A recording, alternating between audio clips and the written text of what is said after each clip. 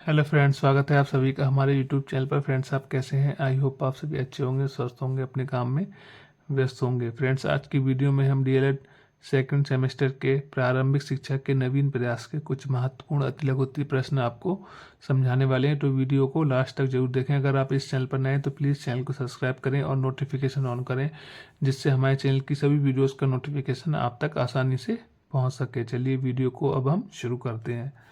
Would घोषणा पत्र के दो गुण बताइए। घोषणा पत्र में सर्वप्रथम क्रमबद्ध स्कूलों, व्यावसायिक शिक्षा, स्त्री शिक्षा तथा जन प्रसार शिक्षा। घोषणा पत्र में अंग्रेजी शिक्षा को सीधे अंग्रेजी की नौकरी से जोड़ दिया, जिससे शिक्षा में आजीविका कमाने का महत्व और प्रतिस्पर्धा को बढ़ावा मिले। चलिए आगे समझते हैं। यशपाल समिति के कुल कितने खंड हैं? 8 खंड। पोषाहार वितरण योजना के 2 उद्देश्य लिखिए। शिक्षा में सबको समान अवसरों की उपलब्धता, दुर्बल एवं अपवंचित वर्ग के बच्चों को मध्याह्न भोजन देना। हंटर ने मुस्लिम शिक्षा के लिए क्या सुझाव दिए? धार्मिक शिक्षा को प्रोत्साहन न दिया जाए, बालिकाओं के लिए सरल पाठ्यक्रम व निःशुल्क शिक्षा हो। भारत में ईस्ट इंडिया कंपनी का प्रवेश कब हुआ था? 31 दिसंबर सन 1600 में।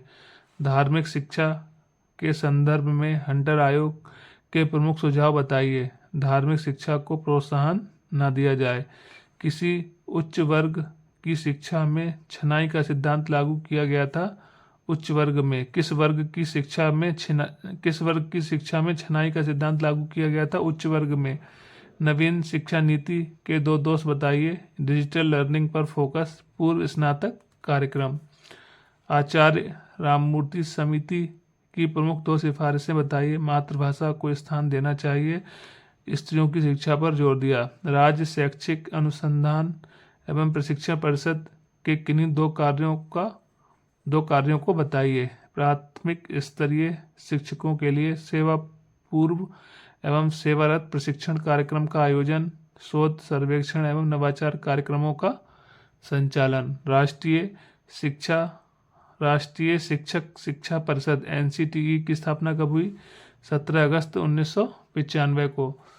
जिला शिक्षा एवं प्रशिक्षण संस्थान की स्थापना किस शिक्षा आयोग की संस्तुति से हुई?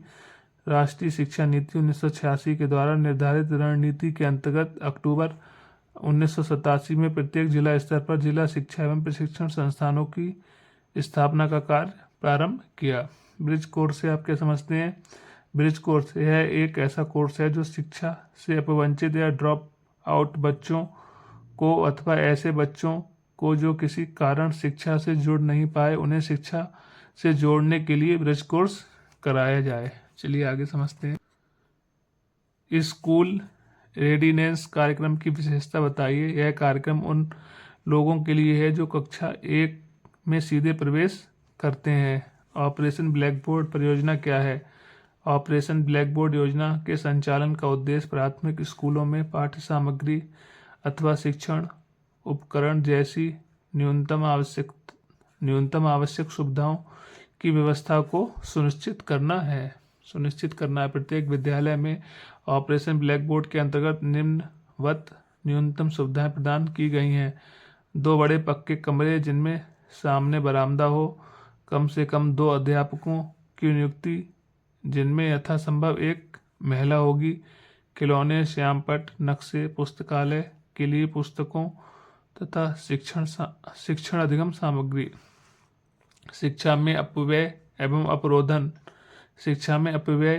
अपरोधन से आप क्या समझते हैं? अपव्यय का तात्पर्य प्राथमिक शिक्षा पूरी किए बिना ही छात्र को किसी स्तर पर छोड़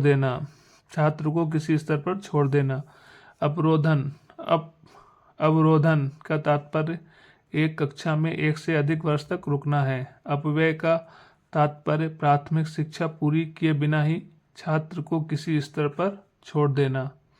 और अवरोधन का तात्पर्य एक कक्षा में 1 से अधिक वर्ष तक रुकना है। ऑपरेशन ब्लैक बोर्ड योजना संचालित करने का उद्देश्य क्या थे?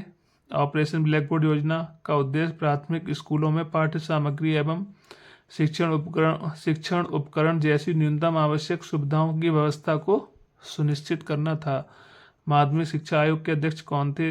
इसकी नियुक्ति कब हुई? माध्यमिक शिक्षा आयोग के अध्यक्ष डॉक्टर लक्ष्मी स्वामी मुदालियर थे। इनकी नियुक्ति 23 सितंबर 1952 में हुई थी। हंटर कमीशन की विशेषता क्या थी? हंटर कमीशन ने शिक्षा का दायित्व भारतीयों को देने का सुझाव दिया था। उनके इस सुझाव से देश में राष्ट्रीय चेतना पैदा हुई। कस्तूरबा गांधी बालिका विद्यालय योजना के क्या उद्देश्य हैं?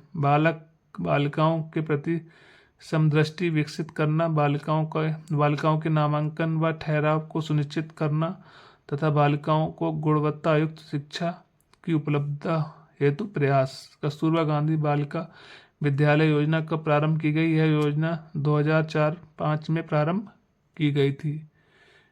बालिकाओं के अधिकारों को हनन को क्या कहते हैं? बाल श्रम। मध्याह्न भोजन योजना की आवश्यकता क्यों हुई? विद्यालय में बच्चों का ड्रॉप आउट होने के कारण। ठीक है फ्रेंड्स, मिलते हैं किसी नेक्स्ट वीडियो में। तब तक के लिए जय हिंद, जय भारत। हंसते रहिए, मुस्कुराते रहिए, हमेशा स्वस्थ रहिए। ठीक है फ्रेंड्स, थैंक यू।